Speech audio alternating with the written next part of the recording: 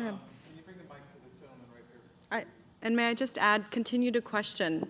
When you see something in the media or when you hear something said or whatever, question that and to say, that find out from a Muslim, find out, go to like the authentic source, go to the Quran, go to the Hadiths, which are the teachings of the Prophet. I mean, and if, if you believed anything you heard here tonight, then I think if something sounds like it's the rhetoric that you commonly hear, I think hopefully after tonight you will question it and you will promote that questioning amongst the people you know. And just to finish that thought, there is no sixth pillar of Islam. And Muslims are not out to proselytize and get everybody to convert to Islam. That's just not true. The Imam already mentioned the explicit statement of the Quran. There is no compulsion or coercion in religion. That would be totally un-Islamic. We continue to confuse what is happening in the hands of corrupt Muslim leaders in Muslim countries with Islamic teaching. Unfortunately, there is a big dichotomy between Islamic teaching and what many Muslim leaders are doing to their own people in many different countries. That's a sad story, but we need to be clear about that dichotomy. Thank you for coming. In earnest, I mean this. You're wonderful ambassadors for Islam. And to the Imam, I very much like your brand of Islam. That is the correct however, I would say you make it sound that the truth of Islam is too monolithic. I believe there's a broad range of interpretations of what is true in Islam and what does Sharia mean and what does the Quran say and what does the Hadith say. But I guess there's lots you could quibble about in modern history and ancient history, but at a core level, I like to go back to, or hear you go back to, what does the Bible say and what does the Quran say? What does Jesus say and what does Muhammad say? Because I think that forms the basis of the religions. Christians screw up, they have a checkered history. Muslims screw up, they have a checkered history too. All these, things, did they act wrong, did they act right? It doesn't matter. But I guess, to me, I want to look at, where do you see love? Where do you see real compassion? Where do you say do not kill? Where do you say kill? Who's a peacemaker? Who's a warrior? Who kills? Are there verses, that deal with killing? And so I like to go back to that core issue. What does Jesus say? What does the Bible say? What does Muhammad say? What does the Quran say? And I think we can celebrate the commonalities, but it's wise to look at the differences too. Thank you very much. Thank you. Yes, I agree with everything that you said. Absolutely. And this is, I think, one of the really important things to have in mind, to go back to the sources. What is it that drives certain people do something?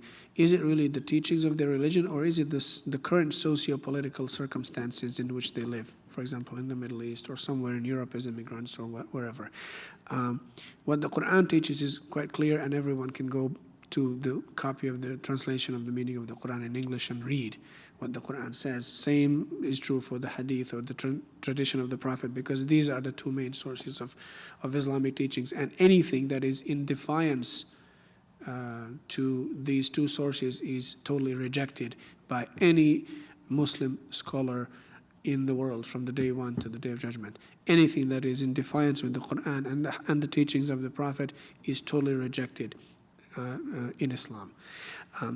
Not to say that there aren't different interpretations of certain verses. Yes, there are.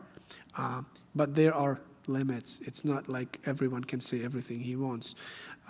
There are very set rules. Who speaks for Islam, in other words, who has the right of authenticity to interpret the Islamic teachings. Traditionally, this has been very clear, and it still exists. Nowadays, I have to say this is from the inside. Unfortunately, there are people who give themselves right to interpret Islam without a proper education, without any means to do so. They have no right to interpret anything from the Islamic teaching because they have not been educated as Muslim scholars. But yet you have, and this is again something that I see happening, in some Muslim communities. And if there is anything that I can connect as part of the answer to your question, why do you think these individuals do certain things and plot certain attacks or something?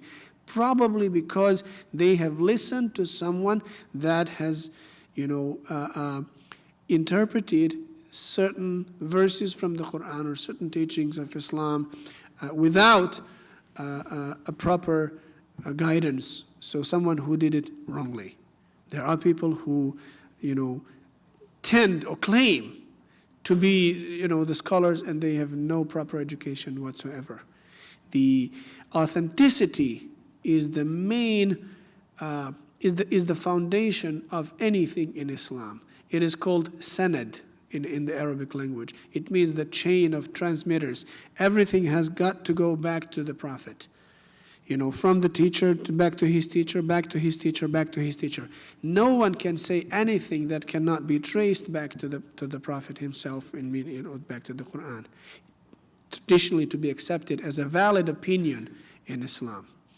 Nowadays, you have somewhat a breakaway from that by certain individuals. This is, in my opinion, now solely, academically, is what I think is the main reason why certain groups in the Muslim world exist that teach something that is in total defiance, traditionally and theologically, in every way or shape or form you can imagine, to what Islam teaches. It unfortunately exists today. Who funds these people? Who operates there? Who is a different question. Do they exist? Yes, they do exist. Do we have to fight against them? Yes, we do have to fight against them. And if anyone is to be concerned with this, it is us Muslims. And yes, we are certainly concerned. And 70 or whatever percentage of Muslims that are concerned with that doesn't mean that the rest is not concerned with that. It certainly means that what the sister said. Does every Christian, mean that the politics is an important thing in their lives? Certainly not. Maybe the 20% or others just, I'm sorry, but they don't care. They just go about their lives. They just don't answer, whatever. So, it's not black and white picture. What the Jesus says and what Muhammad says, we believe they were brothers in prophethood. Jesus is one of the 5 most highly revered prophets in Islamic belief. And the story of his birth in the Quran is a story that has 99% of the similarity to the story in the Bible. And yes, we do believe that his mother Mary was, gave a birth to her son Jesus as a chastite lady who was a virgin who no man has touched before. And yes, we do believe that he was one of the best prophets, not only men, but prophets in the history of prophethood. So these are just mentioning this as a way of highlighting the similarities between Christians and Muslims specifically.